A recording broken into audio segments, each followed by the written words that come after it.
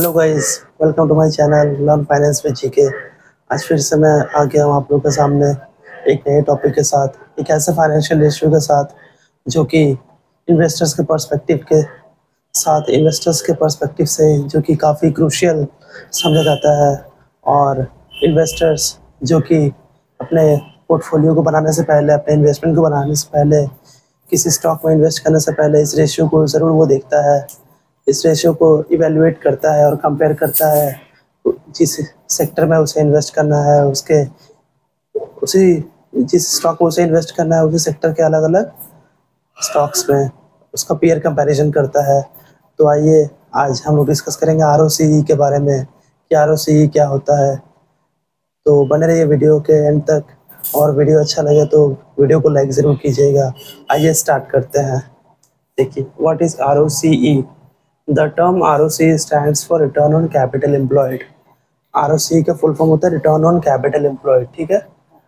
अब it evaluates how efficiently a firm is utilizing its capital which is invested or employed in business।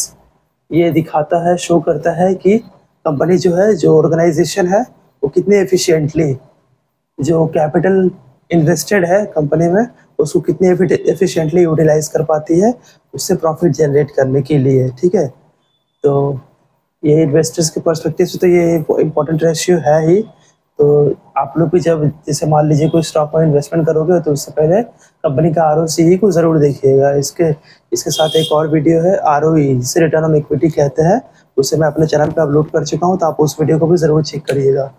तो देखिए, इसका formula होता है आरओसीई का EBIT upon capital employed multiplied by 100 से इसको इसलिए मल्टीप्लाई करते हैं ताकि जो फिगर है वो परसेंटेज में आए। तो EBIT होता है earning before interest and tax. और कैपिटल एम्प्लॉयड जो होता है, जो टोटल कैपिटल कंपनीज में इन्वेस्टेड है, जो उसमें डेट प्लस इक्विटी दोनों होती है, इसका फॉर्मूला होता है total assets minus current liabilities, ठीक है। तो यहाँ तक आप लोग को क्लियर होगा। अब इसे मैं इरेज कर देता हूँ, एक छोटा सा कैलकुलेशन के साथ, एग्जाम्पल के साथ हम लोग इसे समझने की कोशिश करते हैं।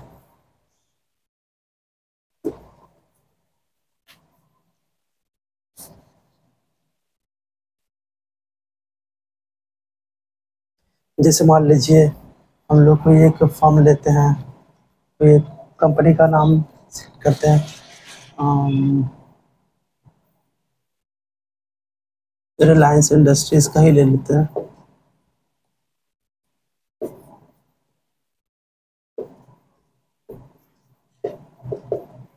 ठीक है। इसका आरओसीई कैलकुलेट करेंगे हम लोग। एस्टिमेटेड आरओसीई का फॉर्मूला तो मैंने आप लोग को बता ही दिया है, EBIT upon capital employed multiplied by 100, ठीक है। EBIT होता है earning before interest and tax, ठीक है। और कैपिटल एम्प्लॉयड का फॉर्मूला होता है total assets minus current liabilities, ठीक है।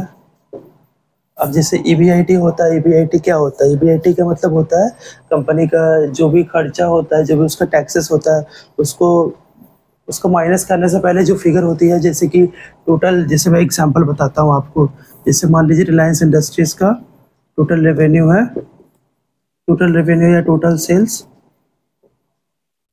मान लीजिए है 1 लाख, ठीक है। और इसका total cost of goods sold है COGS मान लीजिए 20,000, 20K। अब इसको इससे माइनस करेंगे तो आ जाएगा 80K। तो ये हो जाएगा कंपनी का ऑपरेटिंग प्रॉफिट, या इसे हम लोग EBIT भी कंसिडर कर सकते हैं।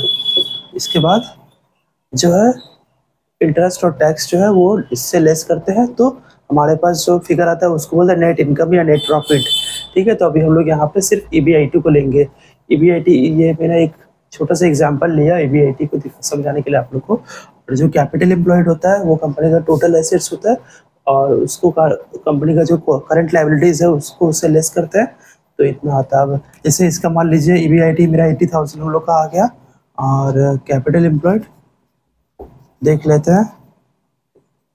कैपिटल एम्प्लॉयड जैसे मान लीजिए कंपनी का टोटल एसेट्स है, सपोज कीजिए 1.5 लाख नहीं 2 लाख मान लेते हैं। 2 लाख माइनस करंट लायबिलिटीज मान लीजिए 50,000 है, तो ये आ जाएगा 1.5 लाख। ठीक है, 1.5 लाख आ गया। अब ऊपर को हम ऊपर वाले को इरेज कर देते हैं, या यहीं पे साइड में कैलकुलेट कर लेते हैं। देखिए EBIT है 80,000, ये आ गया 1,50,000 मल्टीप्लाइड बाई 100। ये फिगर कितनी आ जाएगी? ये फिगर आ जाएगी आपकी 80,000 रुपये 100 अपॉन, ये हो जाएगा 53.33%। ठीक है, तो ये एक जो है एक अच्छा ROCE माना जाता है इसे। मतलब कह सकते हैं कि कंपनी का जो मैनेजमेंट है वो ROCE को काफ़ी एफिशिएंटली अच्छे तरीके से जो कैपिटल एम्प्लॉयड है उसको यूज़ कर रही है। जो एम्प्लॉयड है कैपिटल जो कंपनी में इन्वेस्टेड है उसको काफ़ी अच्छे तरीके से उसको यूटिलाइज कर रही है, और जो इन्वेस्टर्स को जो है रिटर्न अच्छा खासा वो अपना एक्सपेक्ट कर सकता है कंपनी से। तो ये जो है return on capital employed company के लिए एक डिसेंट फिगर है। तो अभी हम लोग यहीं तक इसे रहने देते हैं, और मुझे उम्मीद है कि आप लोग को वीडियो पसंद आई होगी, और जिसके बाद ROCE जिसके बारे में हम लोग बात कर रहे थे वो आपको समझ में आया होगा अच्छे से। तो आज का वीडियो यही एंड करते हैं, और मिलते हैं किसी अगले वीडियो में नए टॉपिक के साथ। तब तक के लिए बाय बाय।